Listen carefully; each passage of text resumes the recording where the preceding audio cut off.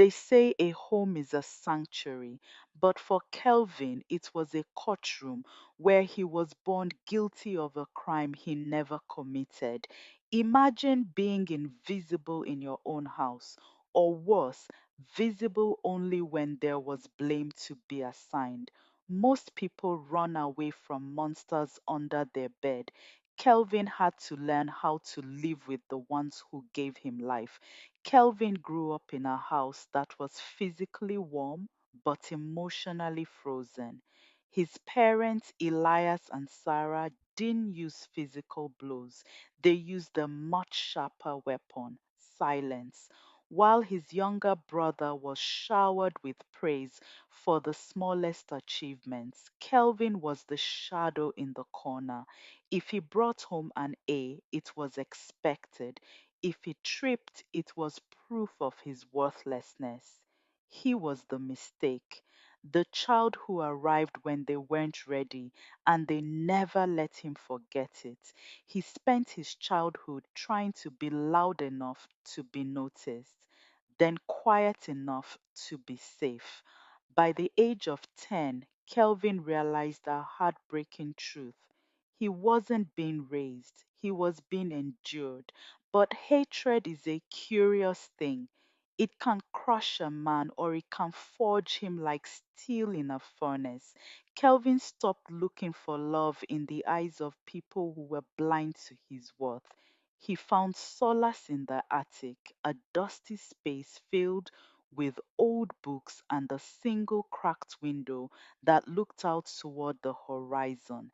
There he built a world for himself. He studied by candlelight. He practiced skills no one knew he had, while his parents poured their resources into his brother's vanity.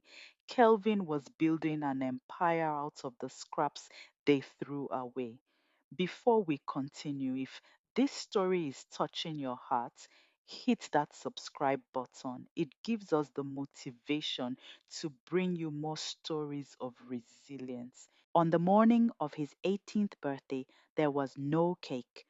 There were no happy birthdays. There was only a suitcase and a heavy realization. As Kelvin stood at the front door, his father looked at him not with love, but with a question of when he would finally be gone. Kelvin didn't argue, he didn't cry, he simply said thank you. Elias scoffed. For what? Kelvin looked him in the eye the first time he had done so in years and said, for showing me exactly who I never want to be. He walked out. And for the first time in nearly 2 decades, Kelvin breathed air that didn't taste like disappointment. Years passed. The world is indifferent to your past. It only cares about your value. Kelvin worked 3 jobs, slept on floors, and poured every ounce of his suppressed pain into his work. That shadow child became a beacon. He built businesses, he helped others, and most importantly, he built a family of his choice. People who saw him, loved him, and valued him.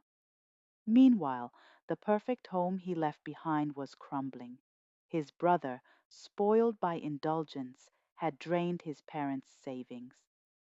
The house was quiet now, but not the quiet of peace. It was the quiet of regret. 10 years later, a knock came at Kelvin's office door. It was his mother. She looked older, smaller, and terrified. She didn't come to apologize. She came to ask for help. They were losing the house.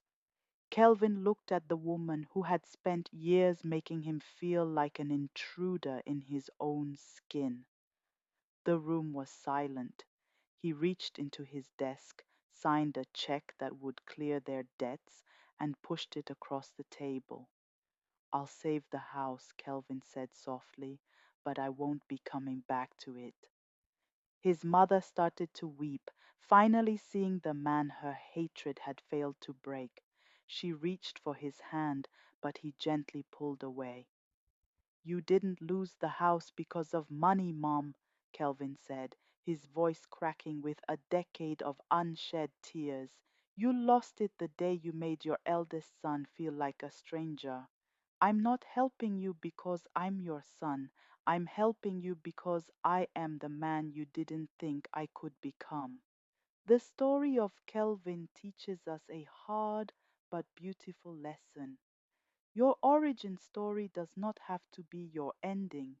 Sometimes the people who are supposed to love us the most are the ones who teach us how to survive without it. Don't wait for an apology that might never come to start your life.